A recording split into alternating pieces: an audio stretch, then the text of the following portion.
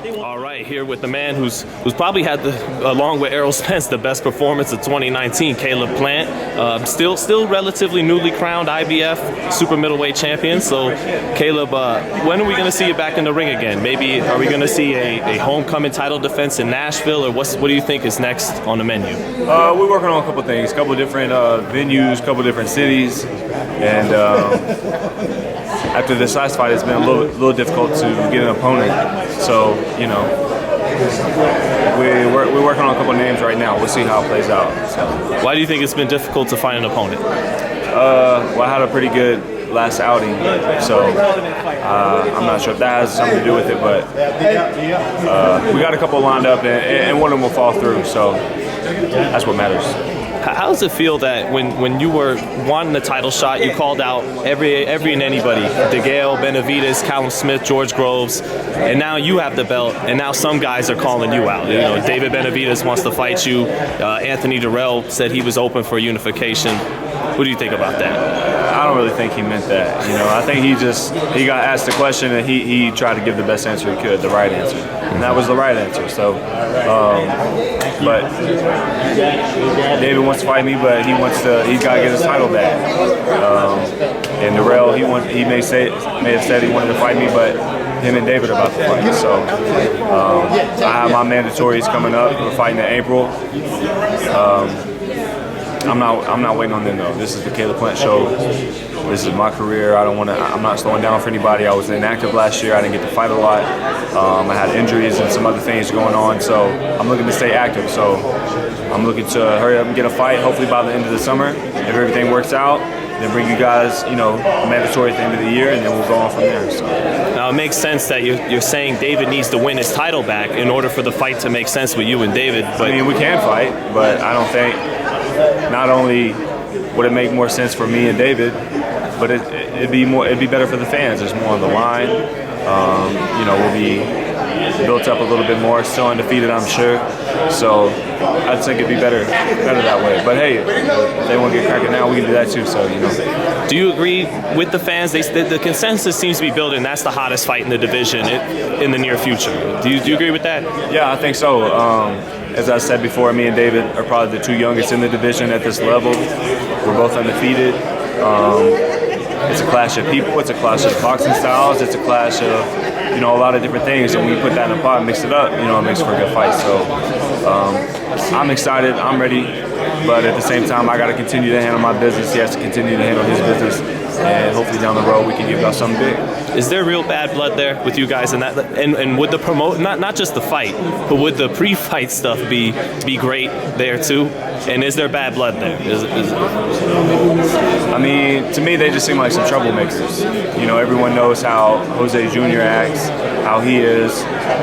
You know, David, he tries to play like, you know, he's an angel. Well, first he tried to play like an angel, then he got caught, and ever since the Ronald Graville rematch, he's like taking on this tough guy act, I guess, in the way he dresses, the way he talks, and you know, I think it's pretty obvious that it's not really him. He's being someone that is, you know, he's not really being who he really is.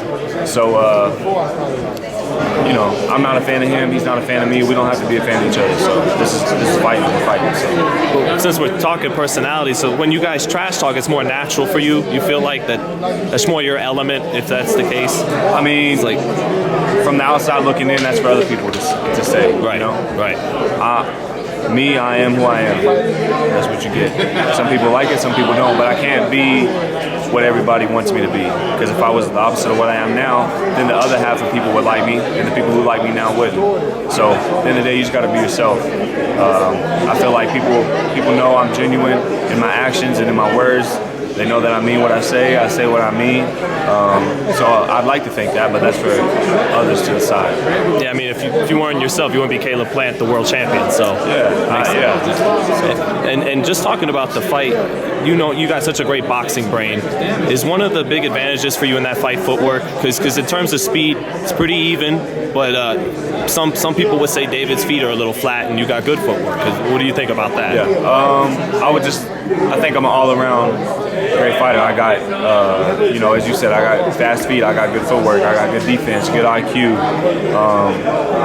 People like to say that I don't have power, but for the longest I was having a lot of hand issues. As we've seen, I'm healed from those. I really buckled down on strengthening my hands and trying to keep from injuring them. And people who want to continue to say that I don't have power, they can find out for themselves. Ask Jose, the boogeyman. The boogeyman. So. But and just to close on, you know, Benavidez, Plant. But ultimately, do you think when that happens, whether it's 2019, 2020, that it's a great kind of fight that gives us, the winner becomes a great champion? Solidified. I believe so. Yeah. And not to say that David's a bad fighter, because he's not, but he doesn't have the pedigree. He doesn't have the experience, not as an amateur. And we can, you know, we can say what he's done as a pro. He beat Porky. I beat Porky. Well, he stopped him. Well, I got hit less. And who has he beat? Ronald Deville? Jay Leon? So I'm not going to sit here and let people try and explain to me how he's got more experience than me. I'm going to go national champion. I'm an Olympic alternate. I've been on Team USA more times than I can count, doing international duels more times than I can count. I'm a 5-time world champion and 9-time national champion in kickboxing. I fought in Italy, I fought in Trinidad. I've been fighting my whole life, inside and outside the ring. I live this, I do this. He doesn't have the pedigree to beat me. That's a fact. So that'd be a great fight one day. So would you and Callum Smith, wouldn't you say? That's another great fight. Just to make a joke about it, you know, down the road to potentially make something like that happen. But I'm the best in the super middleweight division. And just to make a joke about it, we got to find out who the baddest white boy is. I'm the baddest, period. I know. Yeah. I know. But you know, people.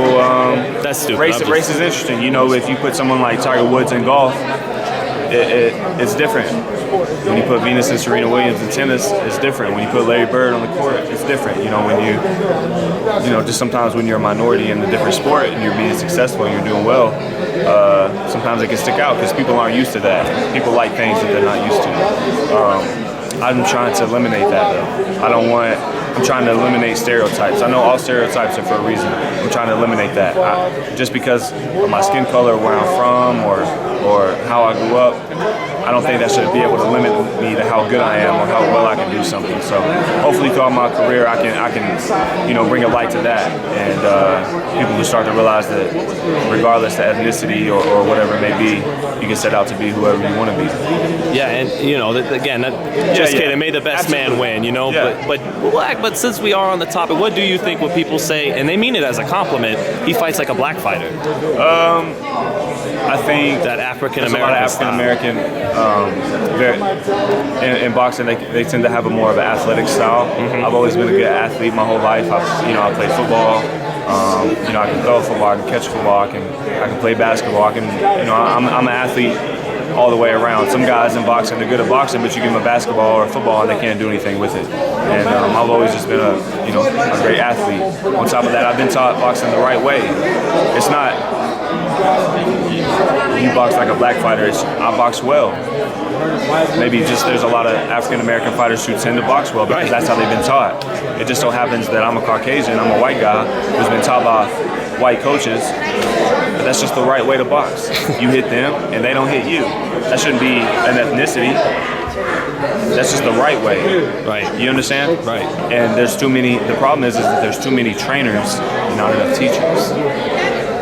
See, I've been taught by teachers, not just trained by trainers with stopwatches and whistles.